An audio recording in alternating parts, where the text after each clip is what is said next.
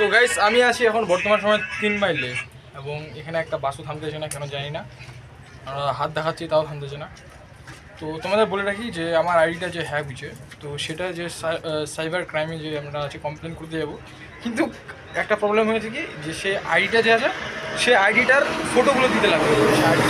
সে আইডিটাকে আমরা এতজন রিপোর্ট করছি, মনে হয় ব্লক হয়ে গেছে মনে হয় আমার আইডি। তো গাইজ আমরা এখন যাচ্ছি ইসলামপুরে আছি আমরা এখন। তো আমরা যাচ্ছি সাইবার ক্রাইম অফিসে, ওখানে যে আমাদের ফটোগুলোকে প্রিন্ট আউট করতে হবে আর ওখানে ওগুলোকে জমা দিতে লাগবে। তারপরে কিছুদিন পর আইডিটা ব্যান্ড করে দেবে। কিছুদিন পর যাই না কখন করবে, আগে যাই ওখানে কী হচ্ছে দেখি।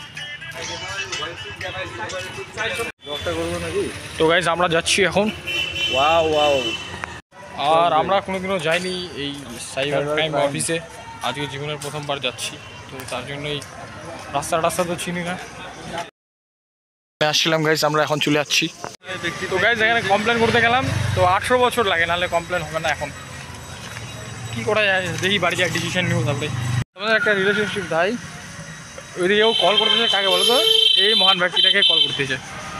আরে একসঙ্গে চলে আরে গরু চর্বিও। তো গাইজ দেখো আইডিটা যে হ্যাক হয়ে গেছে, ওটার যে কমপ্লেন করতে গেলাম, তো ওটা বললো যে 18 বছর না হলে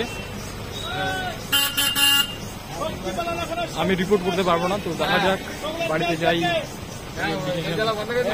আমি ডিসিশন নিতে হবে আমাকে, কোনো একজন গার্জিয়ান আনতে হবে কী করা যায়।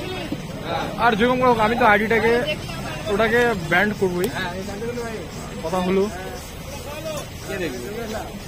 আমি এটাকে আরও 1 সপ্তাহ পর কন্টিনিউ করতে পারবো, কারণ কালকে আমি যাচ্ছি কোথায় যাচ্ছি সেটা তোমাদের ব্লগে তোমরা দেখতে পারবে।